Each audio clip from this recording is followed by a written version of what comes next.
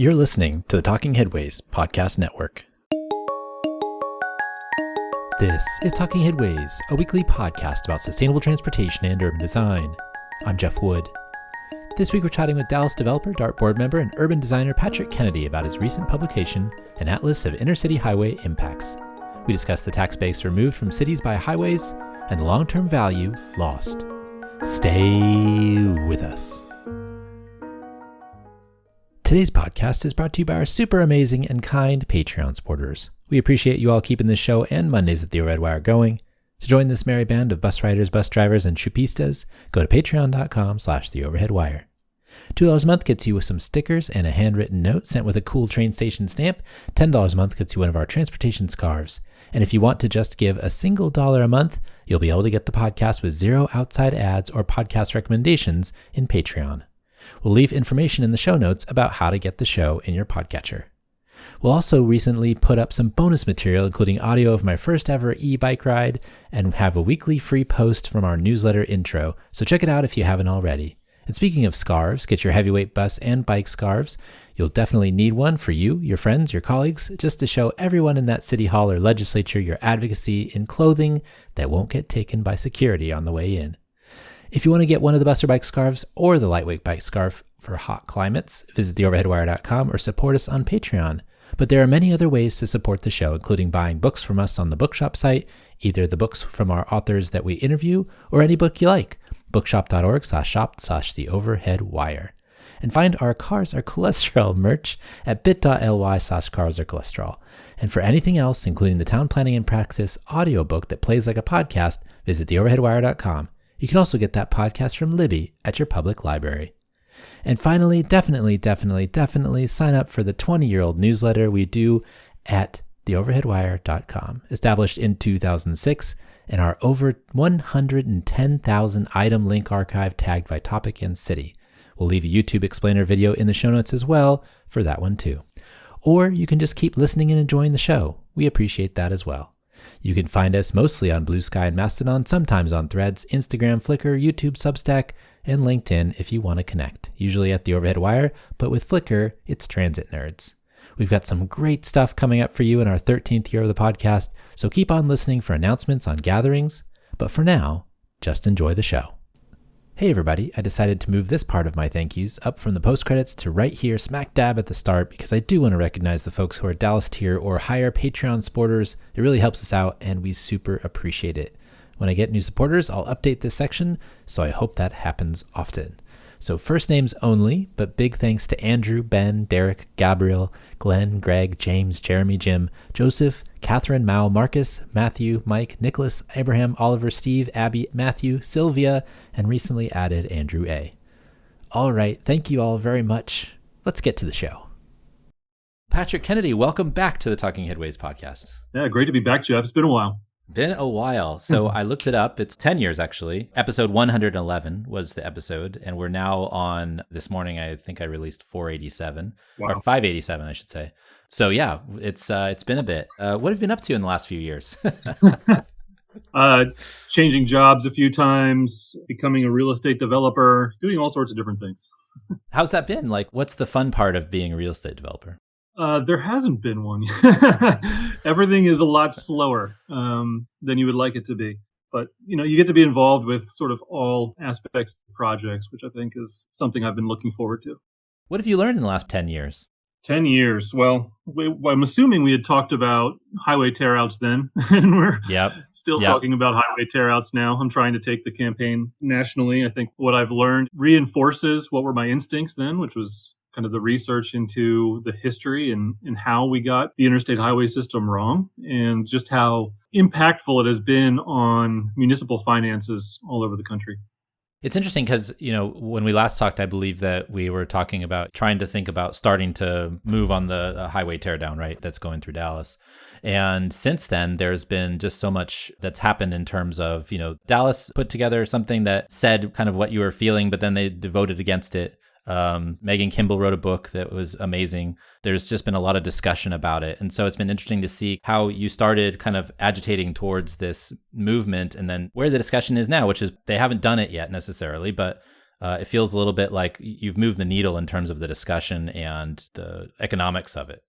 Well, that was always the goal. I'd never set out to say or think or believe that I was going to be successful to remove a highway. And so I really just wanted to have this public discussion to say, what do we want the city to be like in 50 years or at the end of the lifespan of whatever this next phase of construction would be? And we have to discuss honestly, basically, what are the facts on the ground? What are the impacts? Is this highway even functioning well as a piece of transportation? And so at first, I looked around at the entire highway loop of downtown Dallas, and Clyde Warren Park was under construction, the deck park over the north side of downtown. And there were plans for 30 on the south side and 35 and the Horseshoe Project on the west side, but there was no discussion about 345. And the more I looked into it, the more I found out that the highway was structurally failing. It's an elevated freeway. And there had been no plans or no discussion about any kind of replacement for it. And so I decided, hey, what if I just do a hypothetical removal scenario? Because all of the land around it was effectively surface parking lots and vacant land, right? It was basically fallow, unproductive land, not participating in the city's tax base. And so basically it was just, hey, what if we tore it out? And ended up getting something like 19,000 hits on the first day that the morning news covered the website that we put up. I showed up at TxDOT's first meeting when then they started talking about replacing 345. And they said, oh, yeah, we looked at a removal, but that would be too expensive. It'd be $2 billion. And I was like, what are you talking about? If we put it below grade. And I was like, no, I'm not talking about a tunnel. I'm not talking about below grade. I'm talking about complete removal. And they were like, that's crazy. But I said, because I went there and, I brought the morning news reporter and everything and said, you've got 9 scenarios here, but there are 9 different ways of rebuilding it as an elevated freeway. Those are not really scenarios to me. Those are just methods of construction. And so, we got that story written in the morning news. And then the commissioner over TxDOT, Victor Vandergriff at the time, reached out to me and said, what are you talking about? And he ended up meeting with me in the rain under the bridge for 2 hours. We ended up having lunch and talking about it. And I said, the impacts of the highway is beyond just its right of way, right? We have to be looking at what are the real estate impacts of it, what are the environmental impacts. And he said, you know what, you're right. And that's when he had TxDOT do that city map study that you were talking about. And it came back in 2016, was adopted by TxDOT. And it did say the removal would have negligible impacts on traffic, have a negative impact on surface level traffic. But I argued that we actually need cars on the streets because we can't have empty streets. Retailers aren't going to put their businesses where there's empty streets. But negligible impact on the highways, and that it would be the least cost and most benefit to the economy to have the removal. But TxDOT also said, well, we just repaired it for $20 million. It's going to stand until 2040, so we're not going to do anything about it until 2040. Shortly thereafter, around 2019, headed into the pandemic, that's when the property owners along it reached out to me like, hey, what's going on? We need to make decisions with our investments right now. And that's when we circled the property owners around together and said, hey, let's pool your money and do an updated version of City Map to see if we can expedite this process. So we brought in Ian Lockwood, who was somebody I interned for in the early 2000s, who's a longtime friend and also advocate for highway removals. And we looked at the highway again. We looked at the city map plans and said, what if we did better versions of what they did, which is instead of a full wide trench, what if we had a narrower trench? So it's easier to span, it's easier to build over for only 4 lanes because we calculated that was the pass-through traffic, right? Everybody else was coming to the greater downtown area, so we wanted to get them off the highway as soon as possible, upstream and downstream. And so that was the better version of the trench option. Then we did a better version of the city grid. So we actually expanded the removal much further south. And, that would have a significant impact. But what that did do is that got the MPO director, Michael Morris, to say, hey, we can do this in 7 years. And so that's when they put it into the feasibility study phase. And then they redid their scenarios, came back with a bigger trench and called that the hybrid version. And basically got all the city departments to say, hey, yes, that's the best version. And that's what is supported currently, but not funded. And so after that, that's when I said, you know what, I'm going to take this fight nationwide and give my knowledge and my research essentially to the entire country, because it's too hard to do these fights against, it's David versus Goliath as much as it can be, and say, I want to give out as much data and research as I can to the country. And that became the Atlas of Intercity Highway Impacts that I posted for free to view and download earlier this year. So that's basically what got you thinking about doing this massive project. What was the process like for putting together all these maps, all these data points, making sure you're on the right track in terms of the story that you're trying to tell? Yeah, I mean, it was an iterative process because I didn't know what I was going to do with it. I had a plan that I wanted to write a book on the history of the interstate highway system and how we got to this place. And a lot of it centered on Eisenhower and the person he appointed to be sort of the point person to keep the interstate system on time and under budget, General David Bragdon. And, that's when Megan Kimball was working on her book, City Limits. And I talked to her about that. She ended up going to the Eisenhower Library and digging through the notes for that book. And I was talking to a friend, Scott Polikoff, about this too, and he was like, nobody cares about history. Focus on the actual data. What was the impact, and focus on the future? And that's when I decided, you know what, I'm going to focus on the data. I've been talking to some book publishers, and they were more interested in black and white texts than images. So I was like, that's not what this can be, right? This has to be maps, and this has to be data. So that's when I was just like, I'm just going to go my own way, just do it, and just do it for free and post it. And so that's when I just focused on, okay, what were the real world impacts to every city? That was what I started, was every city in the yellow book. And that's when I realized that was not enough. And that was something like 90 cities. And that's when I expanded it to 142, because no cities in North Carolina were in the yellow book. I don't think Phoenix might've been in the yellow book, but San Diego wasn't. So I just wanted to keep adding cities. And I just was assembling data. And I was interested in, okay, what happened to population density since 1960, once we started building in earnest? What happened to population since 2000 to present? Because, that's when I found kind of an inflection point in demographics where millennials were entering the workforce and looking to come back to urban environments and walkable environments. And so I just started keeping this huge database of these things. And during the pandemic, I came across a report by the Philadelphia Federal Reserve, which their study suggested that within 3-mile radius of downtowns, that's when highways become a disamenity and devalue property up to about a half-mile away. And that was kind of the key point where I started building these databases and said, okay, real estate values in most cities is generally not as valuable in a 3-mile radius. So I built a 1-mile radius and a 3-mile radius. And I used that to collect all my sort of population data points and my real estate data points of, okay, how much is recent development worth on the assessed tax rolls in all these cities? So I went through, found new development, looked it up on the tax rolls, and basically aggregated the total amount of highway right-of-way in each of these cities in those geographies, the 1-mile, the 3-mile radius, and said, okay, if I developed these highway right-of-ways at 50 to 55% efficiency, you'd have tax-exempt surface roads and schools and whatever else, 55% of private development, what would that be worth to the city? And saying, okay, every city then has this value multiplied by the amount of land that highways take up in those 1-mile and 3-mile geographies. And that's what I used to come up with, one, the economic development potential of removals, and two, how much theoretical tax base was removed from each of these cities because of that development potential that was lost by building highways. Which actually, that brings up another book that was kind of the impetus to this, and that was The Elephant in the Bedroom, which was a book about California highway building from the early 90s, I think, and it was a couple of engineers. And when I was researching, thinking I was doing the book on the history of highways, that's when he came across the line where they said the 210 freeway through Pasadena wiped off 10% of the property tax rolls right off the map. And that's where I was like, oh, okay, there's a number for every city, and I wanted to know what it was.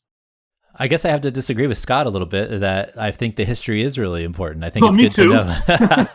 But the story was being told, so I was like, I'm just retelling the same story. Yeah. We talked with Megan Kimball about Bragdon and what she found in the archives from Eisenhower's library. But I think that's really important to think about, all the places where we could have gone in a different direction. I've been thinking about this a lot lately, especially in the 70s with the oil crisis and, kind of what we're in now with the Iran oil situation. But there's all these off-ramps that we could have taken over time, and we continue to go along the route that we've chosen, which, as you may know, and I know, or feel like is a negative way we've taken building infrastructure in the country.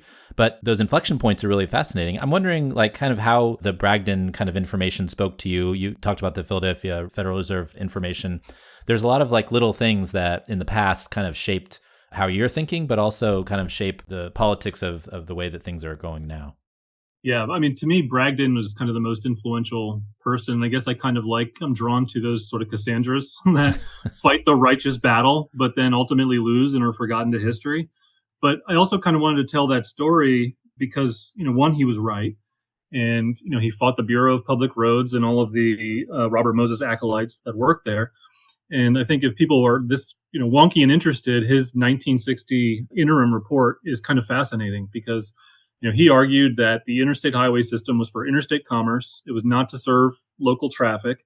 And that if we were to build the highways to the scale they would need to serve the traffic projections in 1980, some of the highways through the bigger cities would have to be 40 lanes plus. And he said it's far better use of our dollars for that to go to actual high capacity transit. And, part of his job was to keep the entire interstate system under budget. Well, it ended up going about 5-6 times over the original budget. And I calculated that in today's dollars, the interstate system ended up being something like $750 billion. And when he was arguing it, he said the intercity highways, which were 1/10 of the lane mileage of the system, cost 10 times per mile to build. And so it was the most expensive part. Roughly half the cost of the entire interstate system was just the property acquisition and construction of the intercity highways. And what I ended up calculating was, hey, Montreal was building its first legs of its subway in the 1960s as well. And we could have built the equivalent of 36 Paris metros for that $375 billion at the cost that Montreal was building its subway. And so part of this is just creating like an Earth 2 in my mind of like, what if we had gotten it right? We could have a Paris metro system in Cincinnati and in Kansas City serving local traffic and not devaluing the downtowns and basically wrecking a lot of the local economies around the country. I mean, it's huge. It's a huge difference. And I've been thinking about like value lately and what that means, like value capture overall, and kind of thinking about, the Georgist idea of value is created by people. And the people that at a certain density create more value for each other. And building infrastructure for them is a public good, right? And just thinking about how much value we've extracted and then also dispersed because we've created these suburban systems that, take away from that. So you're calculating based on a way that makes sense in terms of like land values. You have what could be lost. You have the land totals that could be used for development and things like that. But it doesn't account for all this other extraction that happened, which is all these highways that let people go through a place instead of to a place, right? And so there's that always strikes me as well, is that in Earth 2, there is even more value that we've lost because of that. And it's not just the value of land and the value of property and those types of things, but it's like people paying bills. It's the rise of insurance because our cars are getting more expensive and we have to be focused on them. And it costs more to replace them now. And there's natural disasters like hailstorms that are breaking people's windows that maybe they wouldn't even have to have that car if they didn't have it. So all these things, like, I feel like are additive, and it just, there's all kinds of cost to sprawl studies. There are all kinds of stuff like that, but we'll never really know what we lost in value from this decision to go with highways through cities versus, 36 Paris metros. Yeah, it's completely incalculable and I wanted to just focus on what is tangible and calculable, because I even left out how much value was lost adjacent to highways in land that is currently still private. Like, I could not come up with a way to defend that. And it was going to be a different number in every single city. So it was going to be difficult and very time consuming, perhaps many, many decades to even figure that out. But so I wanted to figure out, okay, what were the costs to households too, in terms of car dependence, like presently? And so what I ended up calculating too for every single city and metro was, what is the cost per household annually of car dependence, of having to drive based on the amount of mileage driven per household? And then I also added in life cycle and replacement costs annualized over 30 years based on all the highway infrastructure, and found that there was a range per household across the country of about 16,000 for the very low car dependent places like New York City, to upwards of 40,000 a year per household in places like Nashville, Asheville, basically Sun Belt and Appalachian cities that are very car dependent. Those are huge numbers. That is calculating what would it take to repair, maintain, and replace all this highway infrastructure if we could, right? So that number exceeds what we actually do spend. And so we're in this constant state of decay, which kind of gets back to, the 1950s and how we funded the interstate system to begin with. And it was just interesting finding that it was the fiscal conservatives in Congress that wanted a pay-as-you-go system rather than, borrowing and taking out, bonds to build it, because they they assumed that, pay as you go would be the right way to go. It wouldn't cost too much money, but it just kept filling the Interstate Highway Trust Fund in perpetuity. So we just we're on this like roller coaster that never ends. And so we just keep building and building and building to what end, right? We're just basically chasing the dragon's tail of traffic congestion. And that was the other thing that I found when I started calculating like the impacts on downtown and where highways work the best and where they work the least. And where they work the best are all the low GDP cities, and where highways work the worst is all the high GDP cities in the country. And so it's like, what are we trying to solve here? Yeah, I mean, it's a good question. What are we trying to solve? And I ask that question, I feel like every time we have a transportation bill, like, what are we trying to do with this money that we're spending? And just pass it. I mean, it's basically like it's a money distribution system. There's no goals or anything attached to it. There's nominal goals, but it's like they're not real and they don't have teeth. And so, what are we trying to do for people when we do make these investments? And I feel like after going to China the last 2 years with my wife for a month at a time and visiting both the North and the South, there is an actual investment and a plan there for building something that benefits the residents. The high-speed rail network that's now 50,000 miles. And it's not just high-speed rail. They're building a road network that they didn't build before. They have all these technological stuff. There's economic development programs where they're trying to think even further past just what a city looks like or what infrastructure they're investing in, but what economic development plan they have for a city and how the infrastructure can benefit that, right? So I'm seeing this happen on the other side of the pond, and it makes me despair a little bit when I think about how we just like have a block grant program for cities to build, another highway to nowhere. Here in the Bay Area, we're trying to build a highway or rebuild a highway along a floodplain that's probably in the next 30 years going to be underwater. And so like, what are we doing? What are we doing here? Yeah, to me, the infrastructure bills are basically just inertia at this point. And when I was asked to speak to the Charlotte Planning Commission a couple months ago, and I called it a short-term jobs program because we're basically just building to build and spend money and put people to work, because we'll talk about, how many jobs will that new highway, create? It's like, well, creates short-term jobs in construction, but if that highway wasn't there, how many jobs would be in the development along it? How much, real estate value was lost because of what this land takes up, and the limited access nature of the network devalued the rest of the street network and its ability to actually serve social and economic exchange, which is what I think is the primary purpose of cities, and that infrastructure should be subservient to that. Unfortunately, we basically focus on the infrastructure, and the cities have to basically bend their entire systems around that infrastructure. It's interesting. I had Daniel Wartell-London on the show. He wrote a book called The Menace of Prosperity recently about the economic development programs of New York from like the 1870s to now, and talked about Henry George and his mayoral run and the differing economic development paradigms that they were trying to run in the city. And at the time, in the 1870s and 1880s, there was a discussion about whether you should extend the subways, actually into the 1900s, we should extend the subways outside of their profitable realm, which was in Manhattan. And that economic development paradigm won, but basically it set up this like rampant speculation, right? And it allowed the city to decide that it was going to run infrastructure, pipes and transportation and all this stuff to these pieces of land because it would allow developers to build on the land, and then they could tax that property, right? But then there's another economic development paradigm, which was the one that was Henry George was pushing, which was that, you could use the land and the value that you created for the city itself instead of allowing the developers to build wherever. And so there's a speculation aspect to this as well that I think is really fascinating, and a framing that we haven't really discussed when we're talking about the economic development strategies or the building of infrastructure. It's like, why are we building this infrastructure?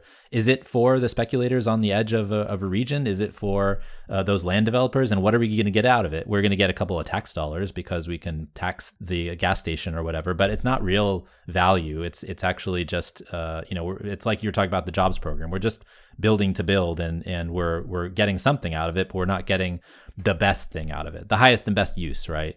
So I think that's fascinating too. And I'm curious your thoughts on like the idea of rethinking the way that we think about economic development and value and the building of infrastructure for that purpose. Well, that's a big topic. But first, your story about New York City makes me think in exactly how we do regional planning here in DFW. When you look at the 2050 plan or whatever, it'll basically say, we're 8.5 million people now. We'll be 12 million people. Then here's the growth pattern. It just expands further outward. So therefore, we have to build all these roads out on the edge. We've got to expand the roads, in between. It's like, wait a second. These are hypothetical future people that we're spending present taxpayer dollars on rather than reinvesting back where people currently live, where we don't actually have the tax base to maintain the roads and infrastructure that we've built. We don't have the density to actually support the ridership of the transit system that we've built. Why don't we take all those dollars and program and say, how do we redirect that growth back inward and do it in a way that actually attracts the growth back inward too? So it's not like we're trying to force people in there, but we're actually rethinking how we use those infrastructure dollars to build, walkable, pleasant neighborhoods instead of letting the neighborhoods and the infrastructure decay, and then in turn the schools decay, and then everybody wants to move further and further away. And so until we change that sort of cycle of inertia of leaving things behind to just build new rather than reinvest in the old and improving the old, I mean, at some point in time, the music has to stop, I assume. But maybe it won't. I don't know. I mean, my theory has been we're not going to keep growing in perpetuity in population, but I could be wrong. Well, I mean, there is an edge, right? I feel like there's an edge. I talked to Bill Fulton recently, and he was talking about how the migration statistics are showing that places like Texas and Arizona and stuff are slowing down and how much they're growing. And a lot of the development is now going to the south, the Birmingham to Charlotte to Raleigh corridor, Atlanta and all that, which is fascinating. And the sprawl that's being built there is basically untenable over the long term. But there was a research paper, and I talked to these folks too, Anthony Orlando and Chris Redfern wrote about Texas and California development paradigms. And California and Texas are very different in the way that they allow development, but they're on the same path. And California is just 30 years ahead. And when Texas catches up, we're basically running out of land. With the car-oriented paradigm, we're basically running out of land. And that doesn't mean that we're running out of land to build on. It means that we're running out of land near employment centers and activity centers that people want to live around and access. And so at some point, that merry-go-round stops, and there's no more space for a 10,000 unit sprawling development where you can get 10,000 housing units right away. And so you have to go back inward. And what their paper also said was that in those inner neighborhoods, it's very sclerotic and they don't allow new development. And so you can't build those 10,000 units in there. And so it creates this gridlock of development that happens. And I think that's actually what's part of the problem with our housing costs these days, is that we can't necessarily go out and build these massive developments on the outskirts of town anymore. We have to go look inward, and the inward isn't happening because we're not allowing it to happen. And so at some point, it feels like Dallas and Phoenix and places in the Central Valley in California, the gears are going to grind to a stop, and something else is going to have to happen. And in my opinion, that thing is high-speed rail, because the distance that people are traveling in cars is not tenable anymore. And so you need some other economic development infrastructure that can build cities in a different way than they're being built now. Yeah, no, I think you're exactly right in that the California is kind of our future. And frankly, I'm terrified of a future Prop 13 type of bill here in Texas because, obviously we're like an anti-tax state. But if that ever happens, it's like, oh boy, then you're going to have the wrong effect, just like California did. Yeah. But it's just kind of fascinating to me that, I tell people Los Angeles is kind of our future, in that we're going to hit a gridlock that we're not going to be able to deal with. And potentially we just have to get so gridlocked and so dense that will be the impetus to actually allow us to do bus lanes, and things that LA is already doing right now. But I find it fascinating that we get so much California migration to Texas, and that's a big story. People sell their house for however many millions and then upsize to Texas, and then they get their property tax bill in Texas. Like, well, we're going to get you one way or another. Yeah, we don't have an income tax, and you retired off what you just earned on your property transaction, but we're going to get you on the property side here. And that's why I'm concerned about some kind of Prop 13 level bill. Yeah. But we're following California's footsteps with a lot of pro-housing state legislation. We had a lot of positive movement last go-round. SB 840 passed last legislative session, which was allowing residential by right up to 4 stories on all commercial properties. And there's a mixed bag of which cities actually think that's a good thing and which one think it's a bad thing. It's the areas that are growing that thinks it's a bad thing, where a place like Dallas, which population declines, like, yeah, go for it. We want that because we're trying to circumnavigate that NIMBYism that prevents that inward growth. But now we just have to we have to solve the demand side problem too, to actually bring that growth as well. Yeah. Yeah. There's a couple of things in the atlas that were interesting to me. One was that the speeds on the roads in daylight, basically, between morning rush and evening rush, are basically what you'd get on a surface arterial. And so the investment in highways or expansion of highways seems silly, especially in the high GDP cities you mentioned, because of this. And so I'm wondering what your thoughts are on that. I mean, you wrote about it in the piece, but I'm curious your thoughts on like those speeds that happen on the roads that we've built for higher speeds, but they just don't happen because there's too many cars on them. Yeah, that was one of the fundamental theses of the Atlas that I discovered, was that inner city highways where they don't belong do one of two things. They either wreck the local economy, or the economy is still functioning, okay, but the highways do not move, right? Because they fail at transportation then. And so one thing I found was a report that's done annually by the American Transportation Research Institute. They published the top 100 bottlenecks, and it shows the average speed by hour. And I pulled up 45 in Dallas, 35 in Austin, 45 in Houston, all right in downtown. They're all moving like 15 to 25 miles an hour a day for about 12 to 14 hours a day, right? These things are not functioning in their one and only job, which is to move cars. So the question is like, why have them? And that kind of the fundamental point. And then when I started comparing INRIX data that shows like peak hour speed versus off peak hour speed, I was interested to see, okay, what's the ratio there? What places function the worst during the day? What places function the best all hours of the day? And that's when it gets to when you start comparing the economic data of the cities. And those things are interrelated, right? A worse economy is going to have less trips and all those things. But I can't help but think that there's some causal effect from the highways displacing economic activity from the center to the edge, and the amount of tax base that was removed and people that were removed from the city and the city's ability to maintain itself once you wipe out a certain portion of its revenue. The other interesting thing is the maps that you made where you're overlaying the Black population with where the highways went. I'm wondering if there's anything, we know this happened. Mm-hmm. We've looked at it a lot. The Color of Law has a discussion about the problems that come with redlining and everything related to that. But I'm wondering if there's anything that you noticed from overlaying highways on these neighborhoods from the 1970s where it showed the Black population, if there's anything that stuck out to you. That's a good question. And there, I think what stuck out to me was some cities were much worse about it than others.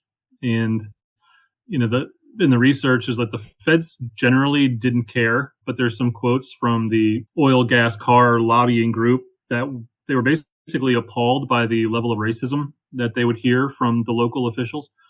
But certainly that there were some that had very little impact, but there were some where it looks extremely intentional. and we know that is probably the case. For a while, I used to sugarcoat it and say, the nicest thing that we could say about the routing of these is that it was just the cheapest alignment possible. But the cheapest alignment was just to stay in Greenfield, right? Once you think about it, it's like, no, these were intentional because they were very expensive. At first, they didn't have to pay the relocation costs for moving people out, which didn't happen until after Kennedy took over. But I think there's some cities were truly appalling when you flip through and see where they built the roads. Yeah, looking at some of those maps, it was just ridiculous. And you're right, the Greenfield, it would have been easier in a lot of ways to do that and on the outskirts of town. There would have been no riots around cities. There would have been no protests. There'd be no problem. It would have been on time and probably not under budget, but the whole thing would have got done. It'd be much more functional. And ideally, we would have invested that money into public transit support, because we've starved that from every city. I mean, even New York City has been starved of transit improvements for 80 years. But, we're talking about property tax dollars. What we haven't talked about is the amount of equity and value lost in those neighborhoods from the actual individuals, right? So there was a lot of wealth lost as well. And I think, we talk about the Tulsa race massacre of the 1920s. Well, they rebuilt Greenwood and they rebuilt that economy until a highway came through and just obliterated it entirely. It basically finished the job. Yeah.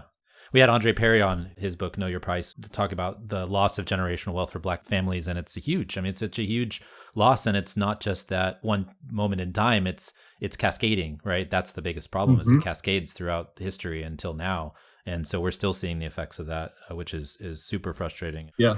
Yeah. They're not passing along their generational wealth. Yeah. I noticed there were some cities that looked better than others. I was interested. I just went to Boise a couple months ago, and so I looked at Boise, and I was like, oh, that's interesting, because it feels like they did more of a greenfield on the outskirts type of road, and the center seems pretty intact. Were there any cities that kind of fared well from the process that might have gone the way that they shouldn't have, but ended up in a good position? I mean, too, like relative to everybody else? Yeah, I mean, that's a good question. I mean, I know I can point out certain states that have been far worse. The North Carolinas, the Ohios, the Missouris. There's a handful that have stuck out to me that it's like, oh, wow, they did not build much or any highways to the center of the cities. And one of the stories that popped up, and this was actually, it came up in a book on the history of the DC metro system. And it turns out that there was a highway commissioner in South Carolina who believed that it was a better investment to just invest in the roads to the rural areas rather than through the cities. And it turns out when you look at the South Carolina cities that are in here, Greenville, Columbia, and Charleston, there's very negligible impact to the cities. And you actually see it when you visit those towns too, is the downtowns are quite pleasant in South Carolina. And so they were spared because of that. And the connection back to the DC Metro is that a transportation commissioner's brother happened to be the longtime chair of the House DC committee, because the Congress governs DC, right? And that person, they believe that person was instrumental in preventing the highway loop from wiping out part of DC. At least that was the theory in the book. But I found that pretty interesting. And then you just come across some other cities like Fort Wayne, Indiana, of all places, that built its beltway. You've got the loop around, but no highways to the center of cities. And so I was interested in posting, the Yellow Book maps as well as the existing network maps to say, okay, did they veer from the Yellow Book? And that's not to say the Yellow Book was right, because the Yellow Book had problems as well. But I was interested to see, how did they change their plans from the Yellow Book versus did they end up overbuilding from the Yellow Book, or basically just understanding, what the differences were from the initial plan to once free money started flowing to these cities, which is always fascinating, because there was the initial Yellow Book map for Dallas is very different from what the highway map plan was in 1964, which was basically just highways everywhere, most of which ended up getting stopped, luckily. Yeah, and for folks that might not know about the Yellow Book was basically plans in the 1950s for all these highways in most cities, not all cities, most cities. Yes, and they're basically crayon sketches over cities. I mean, these are not detailed drawings. The Bureau of Public Roads used those Yellow Book maps to convince Congress basically to pass the Highway Trust Fund to fund the interstate highway system. And that was the justification given to Eisenhower to say, hey, look, Congress believed that they were going to get these roads built through their cities. That's why they funded your plan. Even though Eisenhower was opposed to the idea, he never ended up acting on it.